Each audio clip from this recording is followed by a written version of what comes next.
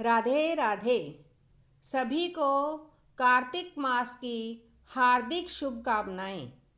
आज हम इस वीडियो में कार्तिक मास के चौथे दिन की कथा को श्रवण करेंगे। तीसरे दिन की कथा में हमने सुना था कि शंखासुर नाम का राक्षस सारे वेदों और बीज मंत्रों को चुराकर समुद्र में ले जाता है। उन्हें लाने के लिए भगवान मत्स्य रूप में होकर जल में प्रवेश करते हैं। अब चौथे अध्याय में सुनो। ऐसा कहकर विष्णु भगवान मछली के समान रूप धारण कर विंध्यवासी कश्यप ऋषि की अंजलि में आ पहुँचे। कश्यप ऋषि ने दया करके उन्हें अपने कमंडलू में रख लिया। जब वह उनके कमंडलू में न समा सके तब उन्हें कुएं में डाल दिया। जब उसमें से भी वह मछली न समा सकी तब उसे तालाब में फेंक दिया, और जब तालाब में भी न समा सकी तब उसे समुद्र में डाल दिया। वहाँ भी वह बढ़ने लगी। इसके उपरांत उस नारायण रूपी मत्स्य ने शंखासुर को मारा। तत्पश्चात उस शंख को हाथ में लेकर बद्रिकारण्य में आ पहुँचे।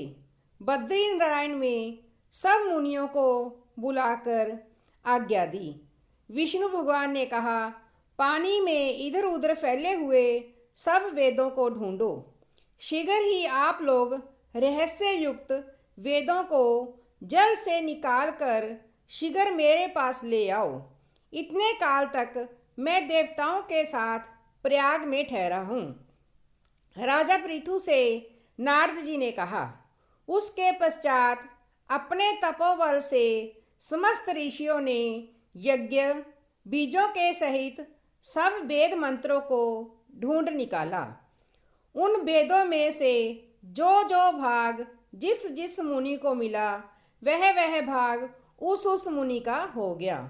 तत्पश्चात हे राजन, उसी दिन से उस भाग के वे ही ऋषि कहलाए। सब वेदों को लेकर मुनिगण प्रयाग में आए और ब्रह्मा को उन लोगों ने सब वेद समर्पित कर दिए।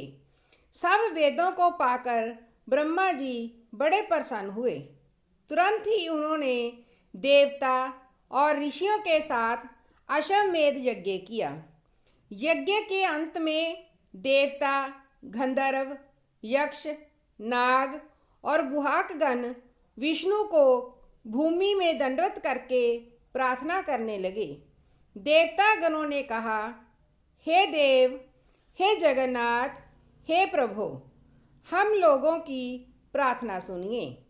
हम लोगों के हर्ष का समय है। इससे आप हमें वरदान दीजिए। इस स्थान में नष्ट हुए वेद पुनः ब्रह्मा जी को मिले हैं।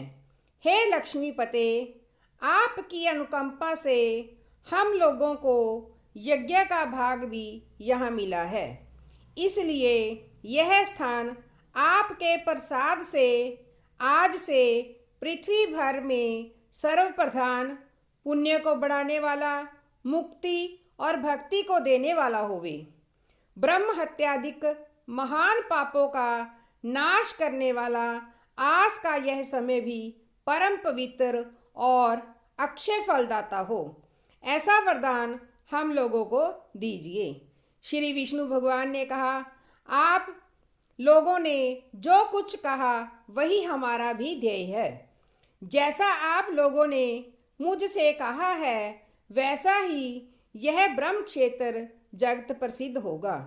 सूर्य वंश में उत्पन्न राजा भगीरथ गंगा को यहाँ पर लावेंगे और गंगा जी का सूर्यपुत्री यमुना जी के साथ यहाँ पर संगम होगा।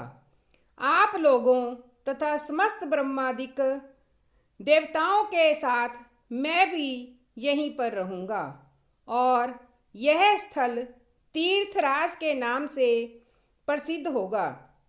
यज्ञ, दान, व्रत, हवन, जप और पूजादिक कृत्य यहाँ पर सदा अनंत फल देने वाले और मोक्षदायी होंगे। 7 जन्मों के लिए हुए ब्रह्म हत्या आदि महापाप भी इस तीर्थराज के दर्शन मात्र से उसी समय नष्ट हो जाएंगे।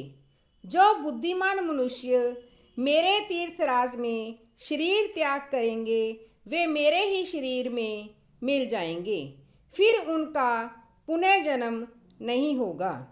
जो प्राणी यहाँ अपने पितरों के उद्देश्य से श्राद्ध करेंगे उनके पितर साक्षात मेरे समान रूप वाले हो जाएंगे। यह समय भी समस्त प्राणियों को महापुण्य फल देने वाला होगा। जो लोग इस तीर्थराज में मकर राशि के सूर्य माघ में स्नान करेंगे उनके समस्त पाप नष्ट हो जाएंगे। मकर की संक्रांति होने पर माघ मास में प्रातःकाल स्नान करने वालों के केवल दर्शन मात्र से सब पाप नष्ट हो जाते हैं। जैसे सूर्य के तेज से अंधकार का नाश होता है, माघ के महीने में मकर की संक्रांति के होने पर स्नान करने वाले प्राणियों को मैं सालोक्य, सामीप्य, सारूप्य इन तीनों मुक्तियों को प्रदान करता हूँ। हे मुनिवर, आप लोग मेरे शब्दों को सुनिए। मैं सर्वत्र व्यापत रहता हुआ सर्वदा बद्रिकारण्य में निवास करता हूँ। अन्यत्र सैकड़ों वर्ष तप करने पर जो फल प्राप्त होता है वही फल जहाँ एक दिन में मिल जाएगा।